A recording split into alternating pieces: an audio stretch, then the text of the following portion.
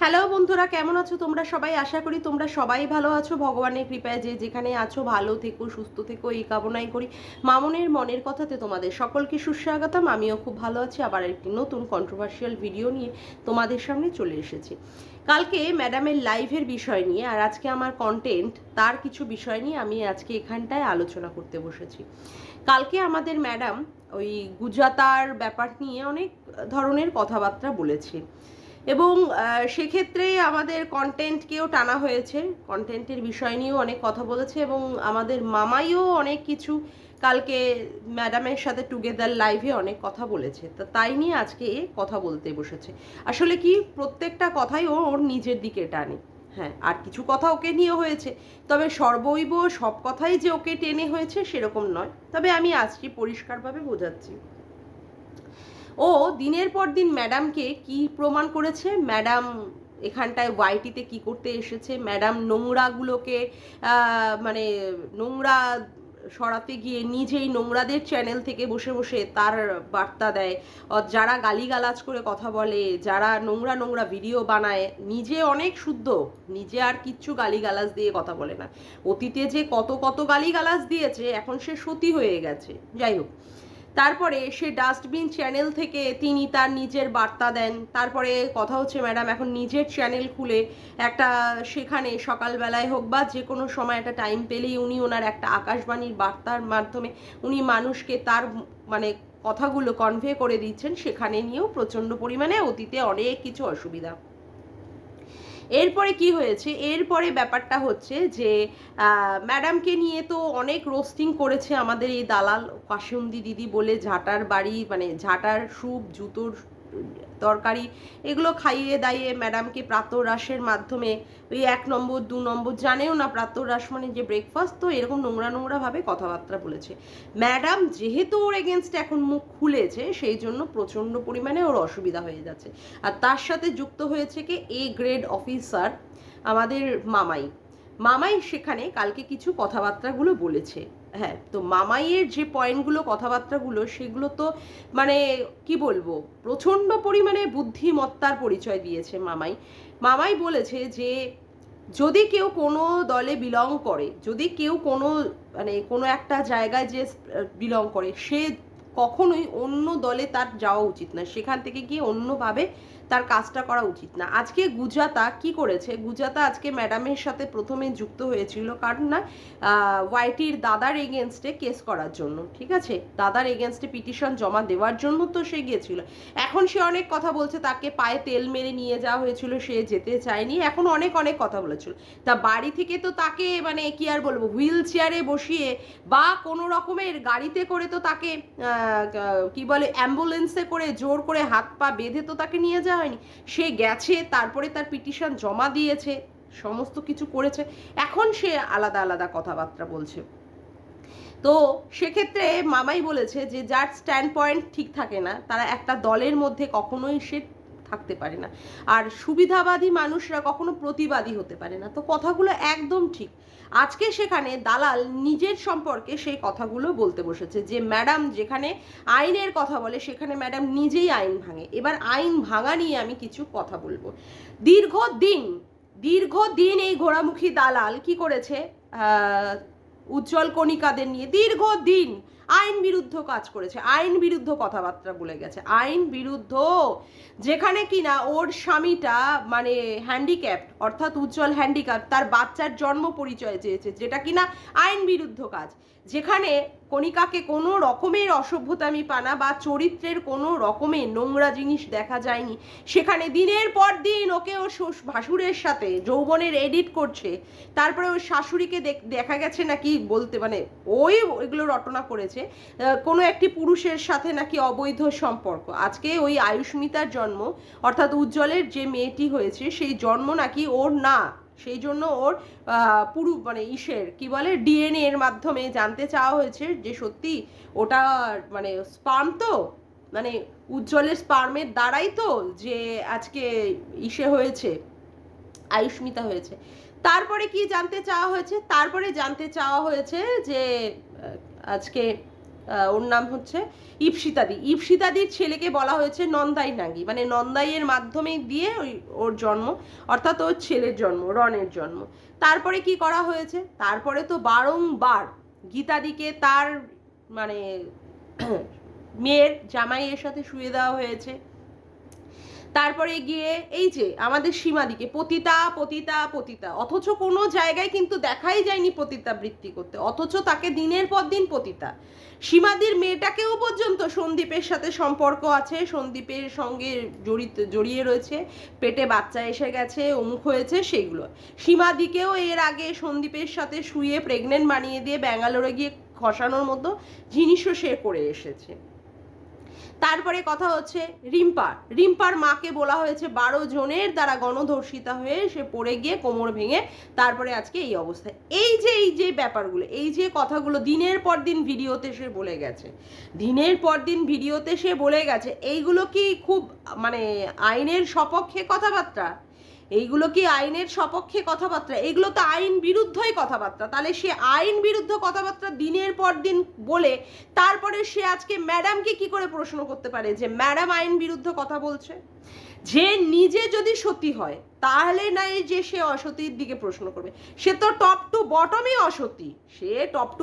অসতী, সে আজকে কি করে ম্যাডামের কাছে আর মামাইয়ের কাছে আজকে ক্লারিফিকেশন চাইছে। ওয়াইটির দাদা ভাইয়ের এগেনস্টে ম্যাডাম বলেছে যে সে মার খেয়েছে।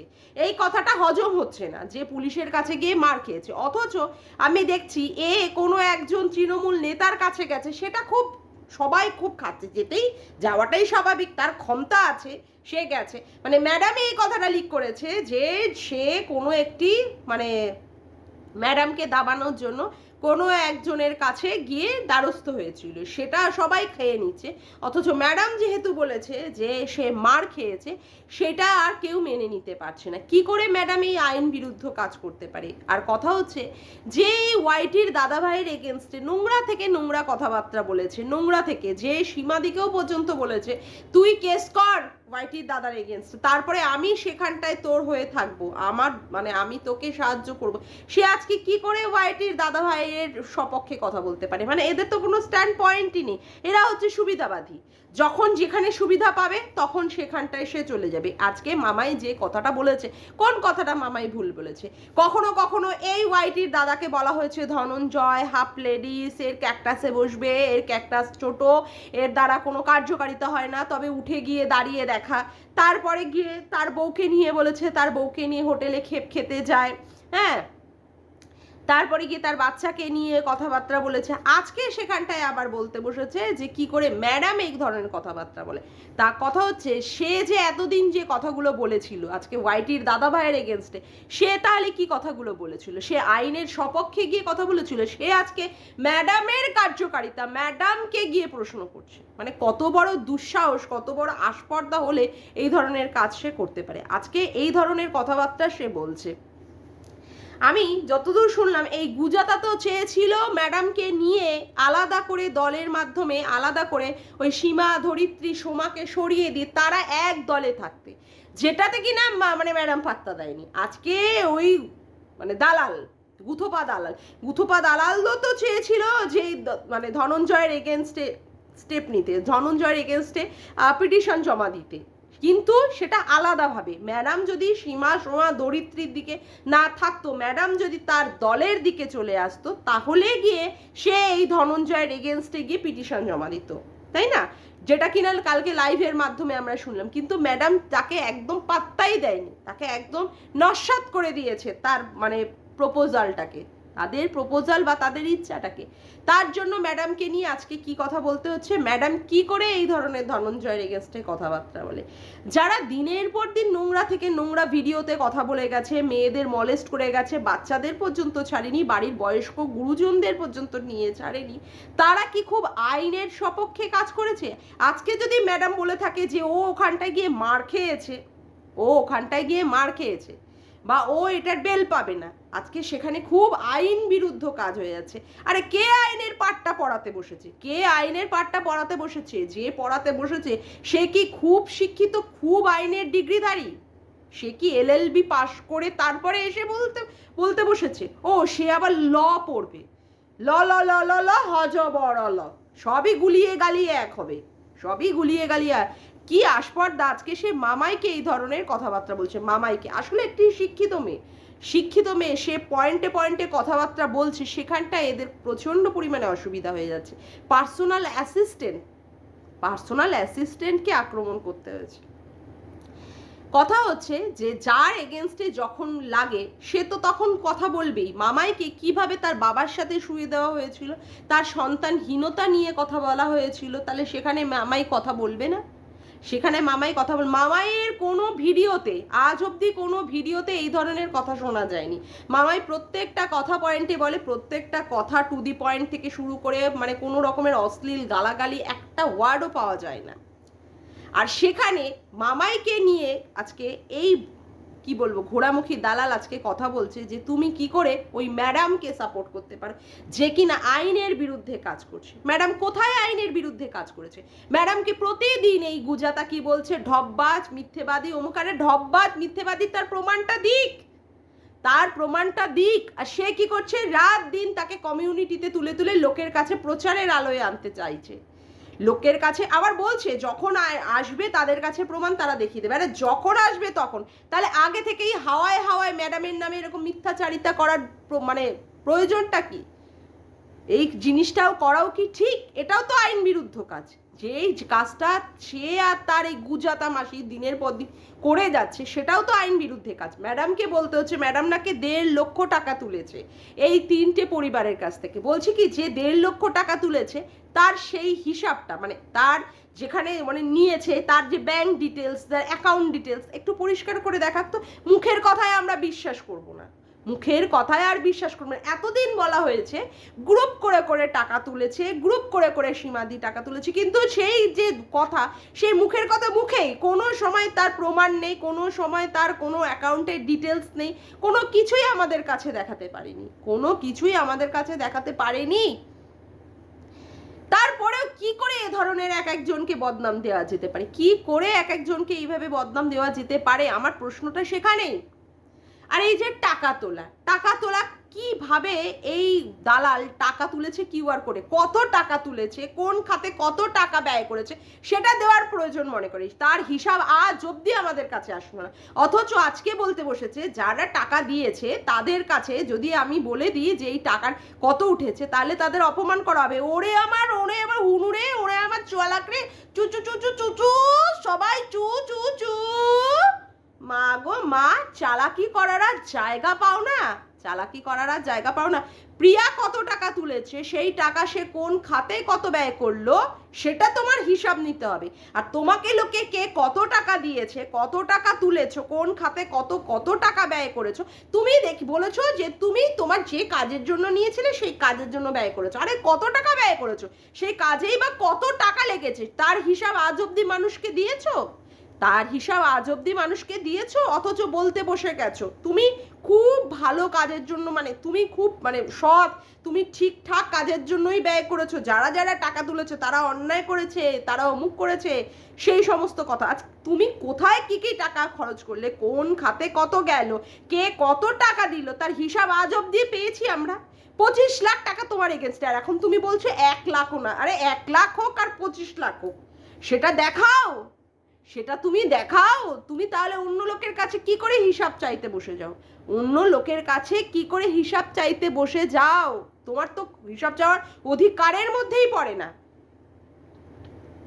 আর যিনি কিনা সমাজকর্মী, এত দিন ধরে সমাজ সেবা করে আসছেন, এত দিন ধরে সমাজে কাজ করে আসছেন, তার রেসপেক্ট, তার সম্মান তো একটা আলাদা জায়গায় মাত্রা পায়, একটা আলাদা জায়গায় থাকে। তাকে নিয়ে দিনের পর দিন, যেগুলো আমরা দেখিনি, যেগুলো আমরা জানি না, তাকে নিয়ে নিয়ে দিনের পর দিন যে আজকে কাটাছেড়া হচ্ছে, সমাজ সেবিকার নামে তাকে মিথ্যে মিথ্যে কথা বলে বলে রটনা করা হচ্ছে সমাজের, তার একটা মান সম্মানকে ধূলিসাৎ করে দেওয়া হচ্ছে, এটা আইন বিরুদ্ধ কাজ নয়? আজকে তোমার এগেনস্টে ম্যাডাম বলেছে তুমি জোচ্চোর, তুমি ধাপ্পা দিয়ে লোকের কাছ থেকে টাকা তুলেছো, খুব লেগে গেছে, তোমার গায়ে খুব লেগে গেছে। তাহলে সেই হিসাবটা কেন দেখাচ্ছ না, যে এই যে আমার কিউআর কোডের মাধ্যমে আমি এতটা টাকা তুলেছি, এই যে আমার ব্যাংক অ্যাকাউন্ট ডিটেলস, কেন সেখানটা কেন চালাকি মারছো? কেন চালাকি মেরে তুমি সেই জায়গাটাকে এখনো গোপন করে করে রেখে দিয়েছো? গোপন মারিয়ে কেন রেখে দিয়েছো? সেইগুলোর হিসাব দাও। তাহলে নাই বুঝবো। ম্যাডামের এগেনস্টে বলতে বসে যাও, ম্যাডাম ধাপ্পাবাজ, ম্যাডাম মিথ্যেবাদী, ম্যাডাম অমুক, অনেক কিছু নাকি তোমাদের কাছে হিসাব আসবে। তা কবে সেই হিসাবগুলো আসবে, কবে দেখাবে? তাহলে এখন থেকে কেন কথাগুলো তুলছো? এখন থেকে কেন কথাগুলো তুলছো? আর এই যে ওয়াইটির দাদাভাই, এই ওয়াইটির দাদাভাইকে তুমি কম নোংরা নোংরা কথা বলেছো? তোমার যখনই স্বার্থে ঘা লেগেছে তখনই তাকে নিয়ে বলেছো। তুমি নিজে কতবার করে করে দল বদল করেছো, আর এখন তুমি বলছো যে এখানে কি আইনের কোনোদিন দলবাজি চলে না। ম্যাডাম আজকে সীমা ধরিত্রীদের নিয়ে যেগুলো কাজ করছেন তাতেই তোমার সারগানে ফেটে গেছে। তুমি চেয়েছিলে কি? তুমি চেয়েছিলে ম্যাডামকে তোমার দলে নিতে, ওই জন্য সোমার স্ট্রিম লাইভে তুমি উঠে ম্যাডামকে তোমার সৌজন্যবোধ দেখিয়েছো, দেখেছো যে ম্যাডামের তোমার প্রতি একটা দুর্বলতা আছে, অমুক আছে তমুক আছে, সেই জায়গাটা ব্যবহার করতে চেয়েছিলে। পরবর্তীকালে সেটা যেহেতু তোমার হয়নি, সেই জন্য ম্যাডামকে গ্রুপের মধ্যে দলবাজির মধ্যে তুমি ফেলে দিতে চাইলে। সেখানে আইনের মধ্যে কোথাও দলবাজি পাওয়া যায় না, অমুক পাওয়া যায় না, তমুক পাওয়া যায় না, এইগুলোকে বলে বলে তুমি ম্যাডামকে আজকে কলঙ্কিত করতে চাইছো, ম্যাডামকে আজকে কলঙ্কিত করতে চাইছো, আর ডায়লগ মারতে বসে গেছো। অসভ্য। সবাইকে এবারে কি বলবো, মানে এত বড় বজ্জাত, মানে সবাইকে এখন বোঝানোর চেষ্টা করছে যে ওর কোনোই অন্যায় নেই। ও যে দিনের পর দিন এই ধরনের নোংরা থেকে নোংরা ভিডিও করে করে মানুষদেরকে মলেস্ট করেছে, মানুষদের সম্মান হানি করেছে, সেখানে ম্যাডাম যে প্রতিবাদ করছে সেটাতে ওর অসুবিধা হচ্ছে, যাতে করে ম্যাডাম ওই জায়গা থেকে সরে আসে। তার জন্য ম্যাডামকে এইভাবে নোংরা থেকে নোংরা অ্যালিগেশন দিয়ে ম্যাডামকে তার জায়গা থেকেও মানে সরিয়ে দেওয়ার চেষ্টা করছে, তার জন্য ওই এইভাবে বলতে বসে গেছে। আর মামাই ম্যাডামের পাশে আছে তাতে দেখে তোমাদের খুব অসুবিধা হয়ে যাচ্ছে না? মামাই সাপোর্ট করছে, মামাই সাপোর্ট করছে।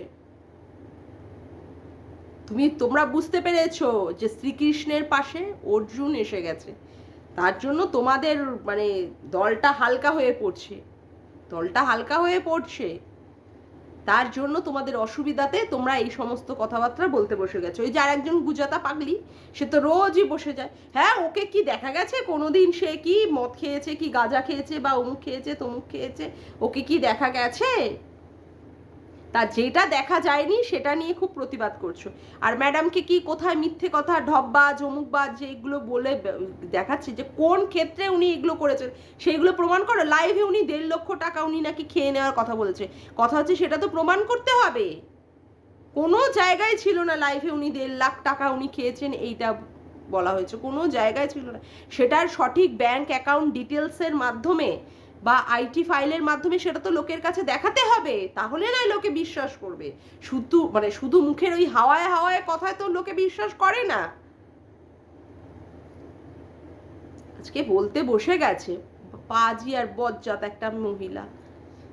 তোর এগেনস্টে ম্যাডাম লড়বেই, ম্যাডাম বলেই দিয়েছে প্রত্যেকটা কেস যে হয়েছে সেখান থেকে ম্যাডাম সরবে না, তারপরে তুই তোর ব্যবস্থাটা করে নে। আরো গুজাতা, তারপরে এরকম সবাইকে মানে ধরে ধরে একসাথে করে দেখ, তারপরে তুই নিজেকে নিয়ে বাঁচতে পারিস কিনা। কিচ্ছু করতে পারবি না তুই। তারপরে তো আছে আমাদের এই ধরনের ভিডিও, জ্বালাময় ভিডিও রয়েছে তোর জন্য। যাক, আজকের মতো ভিডিওটা আমি এখানেই শেষ করলাম। আমার ভিডিওটা যদি তোমাদের ভালো লেগে থাকে তবে একটা লাইক, কমেন্ট আর শেয়ার করো, চ্যানেলটিকে বেশি বেশি করে সাবস্ক্রাইব করে রেখো, আর অল নোটিফিকেশন বেলটিকে অন করে রেখো এরকম নতুন ভিডিও পাওয়ার জন্য। আজকের মতো আসি বন্ধুরা, আবার দেখা হচ্ছে একটি নতুন ভিডিওতে। বাই।